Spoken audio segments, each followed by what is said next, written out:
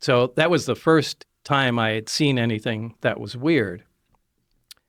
It was sometime later that I was introduced to my lab partner, Barry, and we had some of the subcomponents of the craft in the lab. And Barry was very anxious to get a new lab partner. So he was very talkative and couldn't wait to show me different things. And it was in the demonstration of the reactor working where it caught my attention to where this is technology that doesn't even exist. So, I mean, that was the first time I knew that this is really something different. What was it? What was it? What was it about this reactor that made you think that it didn't exist technologically? Well, it was I actually have to back up because there were some briefings that I read it before that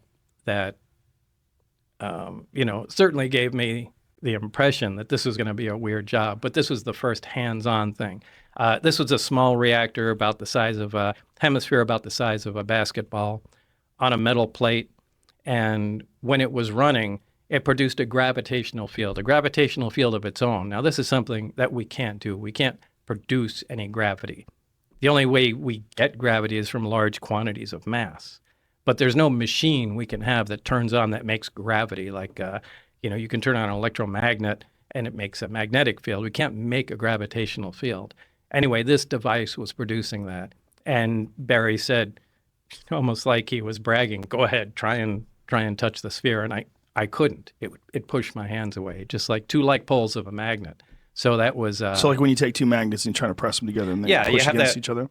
Yeah, that kind of cushion feeling, but you can't get them together. The closer you put them, the more they push. But and you felt that physically with my your hand? Yeah, now there's nothing that does that.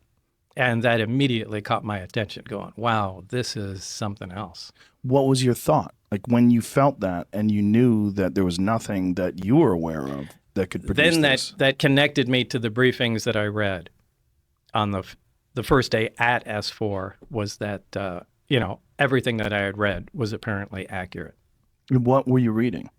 It was kind of an overview. This project was to back engineer the alien craft. And specifically, it was to try and back engineer and see if we can duplicate the technology with available materials.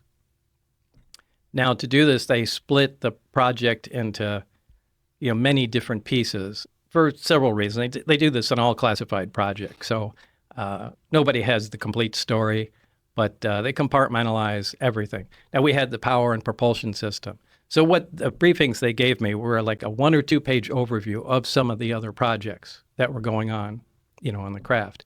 The only reason they do that is just in case what you're working on is connected intimately in some way that we don't know of to one of the other projects. You have to know their, their existence. So, again, they have everything from metallurgy to, weapon potential of the craft. And these were all, essentially very short briefings, but mine was just power and propulsion.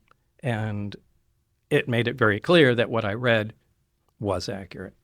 So when you were reading that, before you actually saw the reactor, what were your thoughts on what they were describing?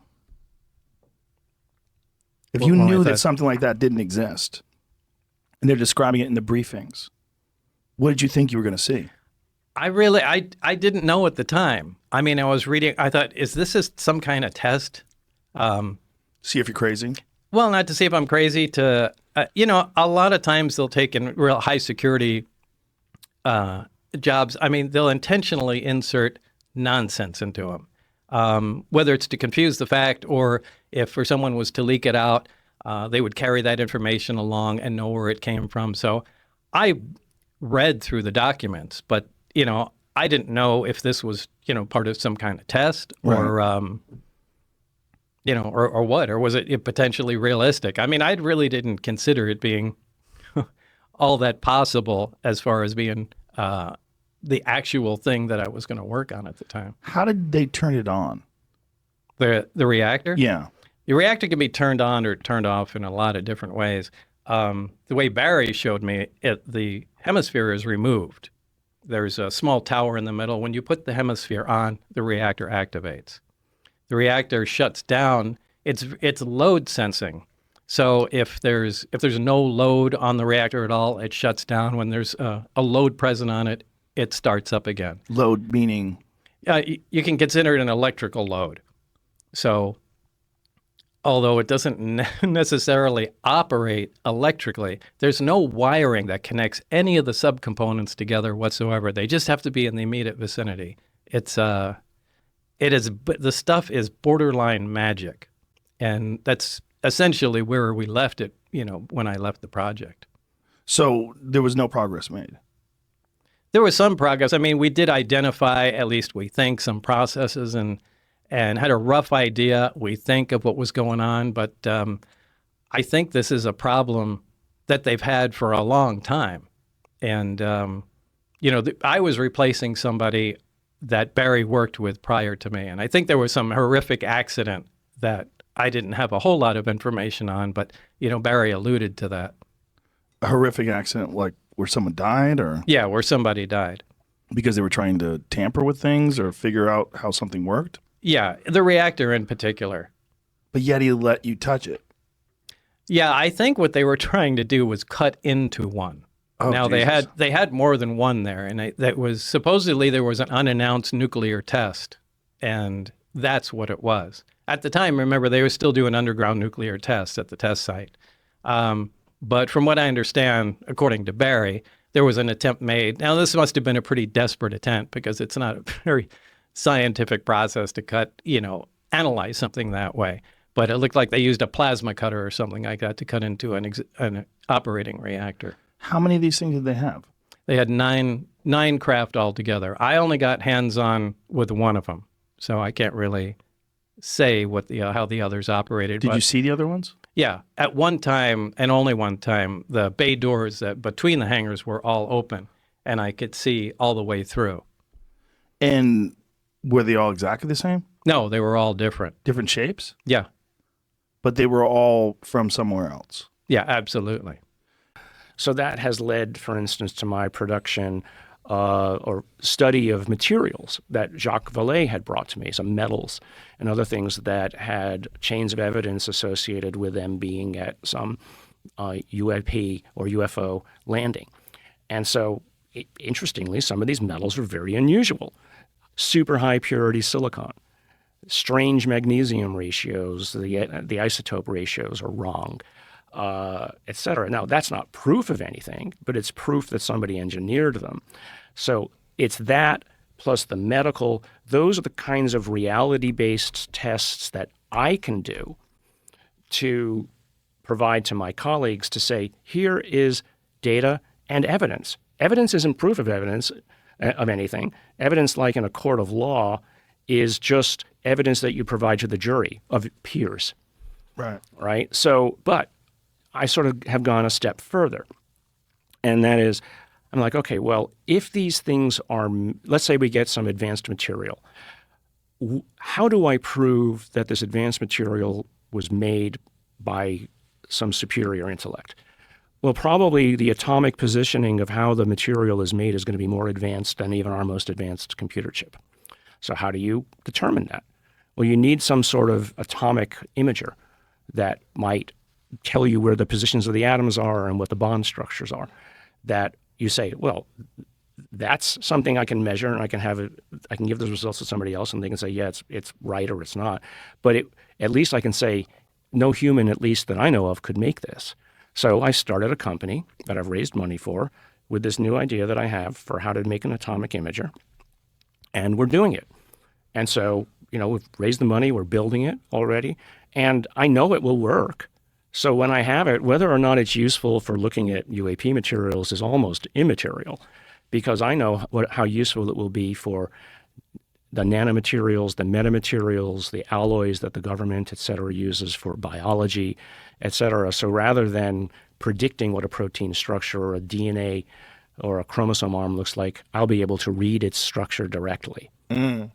I want to bring you back to the you said it was 10 people that didn't have Havana syndrome, that they had some sort of an injury that was associated with a UAP event. What was their thing? Did they have an implant, or was there a... No, some of them had they had what you would call white matter disease in their brain, like they had been exposed to something. So white matter disease, if you have, for instance, multiple sclerosis, and you look in the brain with MRI, you'll see these white areas which are basically dead tissue, scar tissue. They had things like that. One person, one of the pictures that I had was that they had claimed to have seen something in their backyard. They shone a flashlight at it, and the moment they did, they got zapped. And then you see the picture of the guy in the back of his neck, this huge welt and a bruising and a scarring that could. There's no reasonable way you could have gotten something like that just by exposing yourself to a flame, as a for instance, or a blowtorch. And so it's these kinds of events that, and the unfortunate issue with these is that they're not repeatable. They're one-off anecdotes. Right. You certainly can't put a person in a place where they become bait for these kinds of events to occur. And so you're sort Some of... people would volunteer for that, though. Somebody might, yeah. To go get zapped. You know about the Travis Walton story, right? Very much, yeah. Yeah. What do you think of that? You know, he's kept to his story over all of the years. That's what's so confusing. Yeah, I mean, he's had no reason. I don't know that he's profited off of it. I find it fascinating, but it's the irreproducibility of the events that the skeptics, I call them more pseudo-skeptics, they're pseudists, like nudists, they're pseudists that use these one-offnesses of these events to disparage the entire, idea of it. It sounds ridiculous. Well, of course it sounds ridiculous, because you're talking about something that is outside outside spaceship that zaps people. Yeah, that's ridiculous. And I don't think that even he would propose, Travis, that he was purposefully hurt. Right. I mean, if you walk across an airfield and get in the plume of a jet engine, you're going to get hurt. Right. Yeah, and his story is that he was taken aboard to heal him. Yeah. That there was something happened to him during that event. But the crazy part is that all the other people that are in the truck, they witnessed it, and then they passed polygraph examinations. Right. They also told the same story independently when they took them and separated them. And then Travis Walton shows up 5 days later with the same clothes on. Right. With this crazy story. Right. So when people say that, there's no evidence or where's the evidence, my first question to them is, well, what have you read any books about any of this? Have you spent even a moment looking into it? And, I would point them at books like by Robert Powell and Michael Sword's UFOs and Government, which is not a proposal that any of this is real. It's just the story of these events over decades. And so there's books like that, dozens of them, that tell the story of data and evidence. How you contextualize it is, up to your personal biases, let's say. But there's plenty of evidence. But if people haven't looked into it, if they have an opinion about it, and they haven't looked into it, they're more like priests than they are scientists. Yeah, it's also the public. The general public narrative is UFO equals kook. Right. You're a kook. You believe in that? That's ridiculous. That's ridiculous. And I don't believe in anything. I believe in the data and the evidence, and the evidence. There's not enough evidence for me to tell a colleague of mine it's real. Right. But there's enough evidence for me to say there's a question worth answering. So when you were talking about magnesium and whatever these alloys are, what is specifically wrong with them that you don't think that it was manufactured by like a standard sort of a alloy plant in the United States or somewhere else? Right. So the silicon that I'm talking about is from an event in Ubatuba, Brazil, which interestingly, there's another piece of it that appears to have been magnesium, but both of them are of a purity that is unusual for the day in the late 1950s. So the magnesium, and I did an atomic mapping of my piece of silicon down to a level of where it's like 99.999% silicon. So the Russians, how many crafts of we supposedly Grush said that the United States is in possession of 12. We should back up on Grush, right? Like, Okay. what I'm thinking is something big happened. We had these hearings, right? And everybody knows Grush because they saw him for the first time during that. In those hearings, he did not say that. And so there's an important thing there of what he said and what he couldn't say during those hearings. So I'm not going to say that Grush has ever said that. That's not in his DOPSR. Like, that's not authorized shit. If somebody said that, I don't know who said it. All we know he said was right there in that hearing. Okay. You see what I'm saying? It's like there's a lot of rumors out there, and I don't know. So this 12 You've heard it recovered from vehicles, people, and yes. I've heard it from people, Yeah. not from Grush, though. you know? Okay. Okay, so I'm confused. So what has Grush said? Grush said they definitely have physical crafts. So he was really, so let me just set the scene for you with this hearing thing, right? So I know when people think this is like orchestrated, man, we fought for every millimeter of doing that hearing. Like, I personally did, and so did George. And the idea was, what can we put out to the public and let everybody know this is important to us? It's the first time in history that you have Commander David Fravor, Lieutenant Ryan Graves, and then one whistleblower, a guy named David Grush, who we can't validate what he said because it's all classified information. But Commander Fravor, friends of ours, Commander Fravor, he just told what happened to him. He chased a UFO. Then you've got Ryan Graves, who his whole squadron has been seeing these things. You've had both on your podcast. But Grush stood up there, and he was very careful with his words, and I want people to know why. If you look at that setting, you're going to see right behind him was a guy named Chuck McCullough. Chuck McCullough is the former Intelligence Community Inspector General. So like the cops of the intelligence community. And he was right behind David Grush, who is his client. So he's representing David Grush because David Grush put a whistleblower complaint. And look at those two handsome guys right there. So there's, this is the biggest conspiracy photo of all time. Can you imagine people seeing this and being like, what are those idiots doing up there with him? But so behind Look at that David, dude with the beard and the glasses in the back. He looks so happy. yeah, dude, Yes, he's so, UFOs. People think that guy with the bald head is James Clapper, by the way. I got a bunch of it wasn't. a bunch of comments that Clapper was looking up my notes during that. So I Who got is that guy? I don't know. He's just part of Ryan's organization but here's the deal, man. This photo is kind of hilarious because George had ontological shock when we were in that room. It's like he's sitting there. He's sitting there seeing, after all this time, this shit's being said out loud. So what happened was the seats were kind of like designated for us because George and I were supposed to testify, by the way. But then common wisdom says, why have these journalist guys when you can hear directly from the firsthand people? And when we agreed. Yeah. But what we did was we put on congressional record statements, and people should read them if they haven't. They're on congressional record. I did an assessment of kind of the estimate of the situation on UFOs, but he named names and programs. But what you're seeing there is, and I kind of had to fight for this, is getting his lawyer behind him should be like an obvious fucking thing when a guy's going up to testify under oath in front of Congress. If you believe him, he's speaking under whistleblower protection. Dude, it was hard to get his lawyer behind him. I literally had to put the lawyer behind him. So we got the lawyer behind him so he could lean in and be like, careful, Dave, careful, which he did like a bunch of times. Mm-hmm. And then there's George looking all scrunched, and everybody's like, why Jeremy over there with no one next to him? I think people are a little afraid of me because, a little bit of a maniac sometimes. Whatever. We're there. Dave starts talking. They ask him questions. These weren't pre-scripted or anything. We're talking about what could be asked for sure, but they weren't pre-scripted. What Dave Grush said, and correct me or add to if I get this wrong, Dave Grush said, I did an investigation. It was my job. I was hired by, and this is a guy from the National Reconnaissance Office, the National Geospatial Intelligence Agency. Like, this guy he's been in the intelligence community a long time. And he sits there under oath and he says, I did an investigation.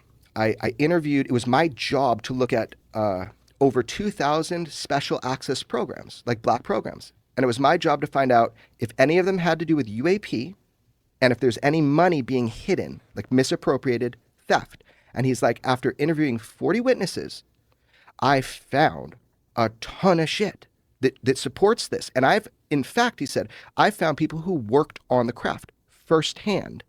And they had to come in, or they willingly came in. He called them hostile and non-hostile witnesses. And he's like, so I did that whole thing. The second I did that, which was my job, I was given the job, reprisals started happening to me. So he smartly did a whistleblower complaint through the Presidential Protection Act 19 or something. He got the head of the ICIG, the former head of the ICIG, who's a lawyer, and he says, fuck, dude, here's what I know.